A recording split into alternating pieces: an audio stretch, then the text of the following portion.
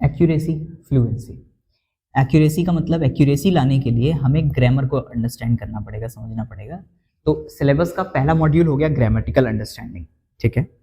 दूसरा जो मॉड्यूल है इसका फ्लुएंसी, जिसको हम एफर्टलेस स्पीकिंग कहते हैं। इसको सिंपल लैंग्वेज में आप स्पोकन इंग्लिश कह सकते हो। तो दूसरे मॉड्यूल में हम स्पोकन इंग्लिश पढ़ेंगे। अब ग्रामर की बात करते हैं। ये दोनों चीजें पैरेलल चलेंगी, ग्रामर, स्पोकन इंग्लिश। अब ग्रामर की अगर हम बात करें तो ग्रामर को समझने के लिए हम ग्रामर को दो पार्ट्स में डिवाइड करते हैं, वर्ड्स और सेंटेंसेस। ग्रामर सारी लैंग्वेजेस की सेम होती है। आप कोई भी अदर लैंग्वेज भी सीखेंगे, सेम यही पैटर्न है ग्रामर पढ़ने का। टीचर यही बोलेगा, ग्रामर में दो पार्ट्स होते हैं, वर्ड्स और सेंटेंसेस। वर्ड्स को कंबाइन करते हैं, सेंटेंस बनता है। बीच में एक छोटा सा काम होता है जो होता है सीक्वेंस या ऑर्डर। किस ऑर्डर में वर्ड्स को अरेंज करेंगे तब सेंटेंस बनेगा। क्योंकि वर्ड्स को रैंडमली अरेंज कर देंगे सेंटेंस तो वो नहीं होगा, that won't be a meaningful sentence ना। तो वर्ड्स और सेंटेंसेस, पहले हमें वर्ड्स की अंडरस्टैंडिंग होनी चाहिए। जब लोग ये कहते हैं कि बात करते टाइम मेरे पास वर्ड्स नहीं, इसका मतलब हमारा ये पोर्शन वीक है। जब लोग ये कहते हैं कि वर्ड्स हैं मेरे पास पर मैं ठीक से अपनी बात एक्सप्रेस नहीं कर पा रहा हूँ, सेंटेंस स्ट्रक्चर में नहीं जा रहा है, तो सेंटेंसेस में प्रॉब्लम है, ठीक है।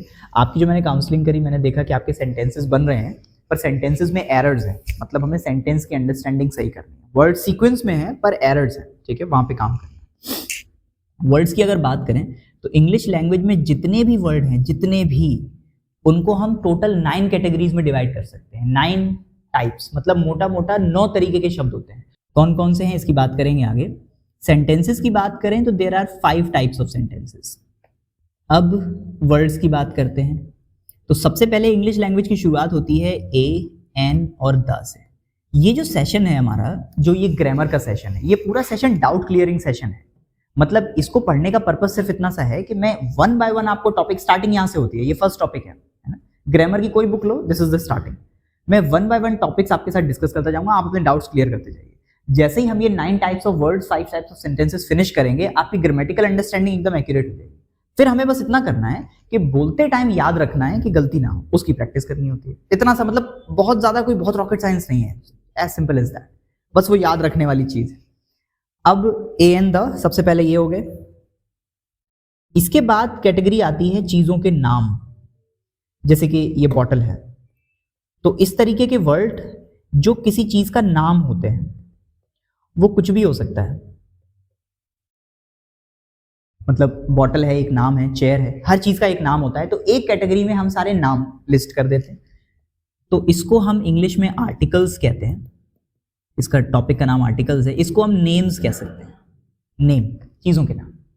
अब नेम्स के साथ एक समस्या है, वो ये है कि नाम जो होते हैं, कई बार लोगों के नाम बहुत बड़े होते हैं और हमें बार बार नाम लेना पड़ेगा। इसलिए हमने क्या किया, हमने कुछ एडवांस नेम बनाए, एडवांस नेम। तो हमें नेम से कुछ एडवांस चाहिए, तो हम क्या करेंगे, हम उनको ही बोल सकते हैं।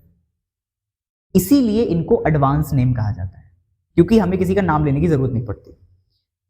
अगर वो लड़की होते तो हम शी बोलते, अगर वो चीज होते तो इट बोलते। इंग्लिश में अच्छी बात यह है कि इंग्लिश में बहुत क्लियर, प्रिसाइज तरीके से उन्होंने कहा है कि लड़का है तो ही, लड़की है तो शी, और अगर लड़का लड़की नहीं है तो इट। ये मतलब मैं कह रहा हूं, मैं जितनी भी अदर लैंग्वेजेस को मैंने पढ़ा, इंग्लिश की सबसे खूबसूरत बात यही है कि आप चीज को देखो और आपको देखते ही पता लग जाएगा कि वो लड़का नहीं है, लड़की नहीं है, आप उसके लिए इट लगा दो। पर अदर लैंग्वेजेस में हर चीज या तो लड़का होती है या लड़की होती है। जैसे हिंदी में कुर्सी लड़का है या लड़की, लड़की है, क्योंकि कुर्सी के लिए फीमेल वर्ड यूज करेंगे। कुर्सी रखी है से बोले, कुर्सी रखा है ऐसे नहीं बोलेंगे, बिहार में बोल सकते हैं, ठीक है। हर चीज, सूरज निकल आई है, सूरज निकल आया है, निकल गया है, लड़का पुरुष है, चांद पुरुष है, चंद्र। स्पेनिश होती तो स्पेनिश में कुर्सी, स्पेनिश में भी लड़की होती है, तो स्पेनिश में कुर्सी के लिए हम शी लगाते हैं। तो अदर लैंग्वेज जब आप सीखते हो, जब टीचर सिखाता है तो वो आपको ये सिखाता है कि हर चीज के नाम के साथ आपको ये भी याद करना पड़ेगा कि उसका जेंडर क्या होता है। अगर मैं स्पेनिश में आपको ये सिखा रहा हूं कि पेन को स्पेनिश में क्या कहते हैं, तो मैं साथ में ये भी सिखाऊंगा कि ये मेल है कि फीमेल। पर इंग्लिश में ये सहूलियत है कि आपको कुछ नहीं करना, ये इट है। वैसे स्पेनिश में, अच्छा आपके हिसाब से पेन का क्या जेंडर होना चाहिए बताइए? मेल ही है। स्पेनिश में भी ये मेल है, पेन जो है वो मेल होता है। हिंदी में भी मेल है मेरे ख्याल से, पेंसिल फीमेल होगी। हाँ ऐसे ही। तो ही, शी, इट फिर अपना नाम बताने की भी हमें जरूरत नहीं है बार बार, तो आई, यू, दे, वी, ये सारे एडवांस नेम होते हैं। अब आगे चलते हैं, इनको आगे डिटेल में पढ़ेंगे। तो हमने देखा कि इंग्लिश, हम क्या कर रहे हैं, इंग्लिश के वर्ड्स को डिवाइड कर रहे हैं टाइप्स में। तो नाम हो गए, ए एंड द आर्टिकल्स हो गए, एडवांस नेम हो गए। अब और आगे चलते हैं। इसके बाद अगली कैटेगरी में आते हैं काम। जो भी आप एक्शन करते हो, हर एक्शन का भी कुछ ना कुछ इंग्लिश नाम होता है।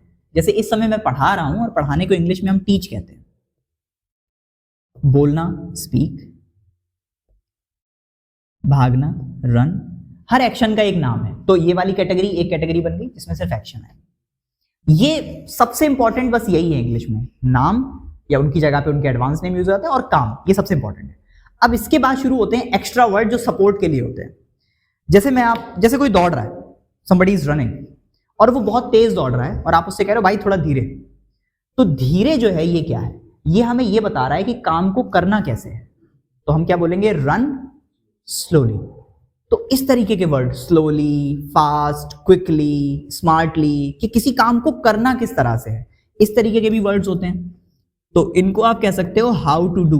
ये हमें सिर्फ ये बताते हैं कि काम को करना कैसे है। तो हम कह सकते हैं स्लोली, आ जाओ यान,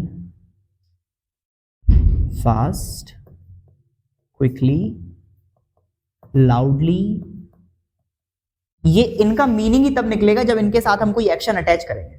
जैसे लाउडली अपने आप में कुछ नहीं है, लाउडली क्या, स्पीक लाउडली, सिंग लाउडली, ठीक है। तो ये दोनों वर्ड आप कह सकते हो कि एक दूसरे को सपोर्ट करते हैं। ये बताता है काम क्या है, और ये बताता है काम को कैसे करना है। अब इसको कौन सपोर्ट करेगा, इसकी भी एक बार बात करते हैं। जैसे बॉटल है, या चलो एक एग्जांपल चेंज करते हैं, हम चेयर का एग्जांपल लेते हैं। चेयर, मैंने आपसे कहा कि मुझे एक कुर्सी दे दो। अब जब मैं चेयर कहूंगा तो आप देखोगे कि यहाँ पे एक मेटल की चेयर है, प्लास्टिक की चेयर है। अब प्लास्टिक की चेयर में भी कलर्स अलग अलग है। तो कुर्सी को अगर डिस्क्राइब करना हो कि सर आपको एग्जैक्टली कौन सी चेयर चाहिए, आपको मेटल, जैसे हम जाते हैं ना शॉप पे, तो यही तो होता है, हम कहते हैं हमें चेयर चाहिए, बंदा पूछता है कैसी। अब ये कैसी को हम कैसे डिस्क्राइब करेंगे, तो हमें उसके लिए कुछ वर्ड्स चाहिए। हम उसको या तो मटेरियल बता सकते हैं कि भाई लकड़ी की चाहिए या प्लास्टिक चाहिए। फिर वो पूछेगा सर किस तरह की चाहिए, कलर कैसा चाहिए, 4 टांगों वाली चाहिए, 5 टांगों वाली चाहिए, ठीक है। इनको हम अंग्रेजी भाषा में क्वालिटी या फीचर्स कह सकते हैं।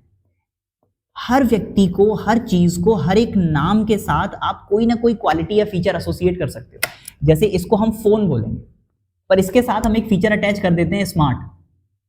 पर इसकी जगह अगर मैं बोलूं कीपैड, तो आप देख रहे हो कीपैड भी फोन है और स्मार्ट भी फोन है, पर कीपैड और स्मार्ट इनकी क्वालिटीज हैं। येलो भी चेयर है और रेड भी चेयर है, दोनों चेयर है, नाम दोनों का चेयर है, पर क्वालिटीज अलग अलग है। तो ऐसे भी शब्द इंग्लिश में होते हैं जो सिर्फ क्वालिटी बताने के लिए यूज होते हैं। जैसे कि कलर बता दिया, मटेरियल बता दिया, या फिर टेक्सचर बता दिया, सॉफ्ट, ठीक है। हम कपड़ा लेने जाते हैं तो हम बोलते हैं भाई साहब थोड़ा सॉफ्ट सा चाहिए, पिलो लेने जाते हैं सॉफ्ट। तो कुछ भी आप इस तरह से बता सकते हैं। किसी की नेशनैलिटी बता दिया आपने, या फिर किसी के अलग फीचर बता दिया। आपने कहा वो लड़के को बुलाओ, मैंने कहा कौन सा, आपने कहा जो लंबा है, टॉल। किसी के फीचर बता दिए, किसी की नेशनैलिटी, जैसे मैंने कहा 2 लड़के खड़े हैं, मैंने कहा किसको बुलाऊं, आपने कहा जो अमेरिकन है उसको बुलाओ। ये सारे वर्ड्स क्वालिटीज में जाते हैं। अब और आगे चलते हैं, तो ये सपोर्टिंग हो गए। तो आप कह सकते हो कि ये दोनों वर्ड एक दूसरे के सपोर्टिंग होते हैं, नाम और किसी के नाम के साथ। अब जैसे ये बॉटल है, तो ये स्टील बॉटल है, ये प्लास्टिक बॉटल भी हो सकती थी, ग्लास बॉटल भी हो सकती थी। तो ये एक्से जो वर्ड ना, steel bottle, glass bottle, plastic bottle, ये सारे बॉटल के साथ अटैच हो जाते हैं। तो इसके साथ ये वाले वर्ड जुड़ जाते हैं, इसके साथ ये वाले वर्ड जुड़ जाते हैं। ये दोनों तो एक ही चीज है, मैंने आपको बता ही दिया। बॉटल ना कहना हो तो बॉटल की जगह इट कह सकते हैं, एक ही बात है, ठीक है। अब और आगे चलते हैं। इतना करने के बाद कुछ ऐसे वर्ड होते हैं जो हमें जगह के बारे में बताते हैं। जैसे मैं अभी आपसे पूछूं कि बॉटल है कहां, तो आप बोलोगे कि बॉटल टेबल के ऊपर है। वैसे इसको पोडियम बोलेंगे, बॉटल पोडियम के ऊपर है। तो उस कंडीशन में आप कहेंगे ऐसे सेंटेंसेस जो हमें किसी की पोजीशन बताते हैं कि वो चीज है कहां, ऐसे वर्ड्स। तो ये भी कॉमन है, इन, ऑन, एट, ओवर, अंडर, इस तरीके के वर्ड्स। कंजंक्शन का क्या सीन है, इसका खतरनाक नाम हटा देते हैं, सिंपल लैंग्वेज बताता हूं। जॉइनिंग वर्ड्स कहो इसको, जॉइनिंग वर्ड्स, ऐसे शब्द जो हमारे 2 सेंटेंसेस को जोड़ने के काम आते हैं। एग्जाम्पल के तौर पे, I am not feeling well, joining words यानी कि I am not feeling well, एक सेंटेंस ये हो गया, मैं अच्छा महसूस नहीं कर रहा हूं, मेरी तबीयत ठीक नहीं है। और एक सेंटेंस ये हो गया कि I will not come today. अगर मैं इन दो अलग अलग सेंटेंसेस के बीच में सो लगा दूं, जिसका मतलब है इसलिए, तो ये पूरा ही एक सेंटेंस बन जाएगा। I am not feeling well so I am not feeling well so I will not come today. मुझे ठीक नहीं लग रहा है, इसलिए मैं आज नहीं आऊंगा। पूरा एक सेंटेंस हो गया। तो ऐसे शब्द दो सेंटेंसेस के बीच में आ जाते हैं और पूरे इसको एक सेंटेंस बना देते हैं। इनको हम ज्वाइनिंग वर्ड्स कहते हैं, जो फीलिंग्स को बताने के लिए यूज होती है। इनका कोई लेना देना नहीं। हाँ, ये बस यही है। कोई अपनी बात बता रहा है, आपको मजा आ गया, आपने कह दिया ओ माय गॉड, रिएक्शन देना। Exactly, oh my God, wow wow nice hair style, wow nice shirt, बीच में बोल देते हैं। कुछ भूल जाते हैं तो कहते हैं oh I forgot my watch, oh I forgot my wallet. ऐसे ये हैं 9 तरह के शब्द। तो जब हम ये कहते हैं कि I don't have words, I want to express myself, पर मेरे पास वर्ड्स नहीं है, तो वर्ड्स नहीं है मतलब क्या? इनमें से कुछ नहीं है, या तो मुझे किसी चीज का नाम नहीं पता। अब मैं गाड़ी ठीक कराने गया हूं, लेकिन जो बीच में शीशा लगा होता है मुझे उसका नाम नहीं पता। अब मैं कैसे बोलूंगा उसको? और मैं फॉरेन कंट्री में हूं, तो मैं कैसे बोलूंगा कौन सा शीशा टूटा है? फिर हम दिस वन बोलते हैं। तो वी नो द नेम, हमें नाम पता होगा तो हम इजीली बात कर पाएंगे। लेट्स से ये चीज यहाँ पे रखी हुई है और मुझे इसका नाम नहीं पता है, तो मैं इसके बारे में बात नहीं कर सकता। मान लो ये टूट जाता है, मान लेते हैं अंकित को गुस्सा आ गया और अंकित ने इसको उठा के ऐसे पटक दिया, तो अब अयान मेरे पास कंप्लेन लेके आया कि सर वो जो रखा है ना वहां पे, वो 3 टांगों वाला, वो अंकित ने तोड़ दिया। If you do not know the name, you won't be able to convey the message. Sir, Ankit has just broken that tripod. Exactly. तो इसके लिए क्या करना है, वोकैबुलरी कैसे बिल्डअप करते हैं? कभी जैसे फ्री बैठे और माइंड में याद आ गया, तो अपने आसपास देखो और ये देखो कि मेरे आसपास जितनी चीजें हैं, मुझे कितनों के नाम इंग्लिश में पता है। ऑफिस में हो, कार में हो, बाइक पे बैठे हो, देखो बाइक खड़ी है, मुझे कितनी चीजों के नाम इंग्लिश में पता है। ऐसे धीरे धीरे एक्सप्लोर करोगे आप, तो देखोगे बिना पढ़े ही आप काफी चीजें एक्सप्लोर कर लोगे, इंटरनेट पे सर्च कर लोगे इसको क्या कहते हैं। अब ये मैंने आपको बताया सिंप्लीफाई करके, पर अंग्रेजी के टीचरों को ये बात पसंद नहीं आती। वो कहते हैं कि नहीं, इतना सरल करके नहीं। तो मैं एक बार रियल नेम भी बता देता हूँ। एन दा को तो आर्टिकल्स ही कहते हैं। नेम्स को इन लोगों को पसंद है इसको नाउन कहना, तो ये लोग इसको नाउन कहते हैं, नेम्स ना बोल के they call it noun.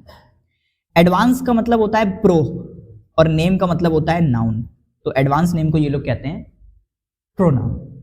Action को ये लोग वर्ब कहते हैं, और एक्शन कैसे करना है ये ऐड हो जाता है वर्ब में। जैसे टीच स्लोली, धीरे धीरे पढ़ाइए sir, teach slowly, add verb, क्योंकि हमारे वर्ब में यानी एक्शन में कुछ ऐड हो जाता है, ऐड वर्ब। क्वालिटी और फीचर को ये लोग एडजेक्टिव कहते हैं। पोजीशन को पोजीशन ही कहते हैं, बस प्री वर्ड यूज कर देते हैं तो ये बन जाता है प्रेपोजिशन। ज्वाइन करने को इंग्लिश में जंक्शन कहा जाता है, जैसे रेलवे स्टेशन पे जंक्शन होता है। जंक्शन मतलब जहां ज्वाइन हो, अलग अलग स्टेशन, अलग अलग ट्रेन वहां पे ज्वाइन हो रही हैं, तो इस ज्वाइनिंग वर्ड को ये लोग कंजंक्शन कहते हैं। इसमें भी जंक्शन आता है, कंजंक्शन। और फीलिंग जब हम किसी को बताते हैं, रिएक्शन देते हैं, तो ध्यान से अगर आप देखो तो हम सामने वाले को इंटरप्ट करके देते हैं। कोई अपनी बात बता रहा है, वाह यार हेयर स्टाइल अच्छी लग रही है, you just interrupted somebody who was talking to you, तो इंटरप्ट कर देना। तो ऐसे शब्द जो इंटरप्ट करने का काम करें, अंग्रेजी भाषा में इंटरप्ट करने को इंटरजेक्ट करना भी कहते हैं। इंटरजेक्ट, किसी को आपने बीच में इंटरजेक्ट कर दिया, तो ऐसे शब्दों को इंग्लिश में क्या कहेंगे? इंटरजेक्शन, क्योंकि आप सामने वाले को इंटरजेक्ट कर रहे हैं, इंटरप्ट कर रहे हैं।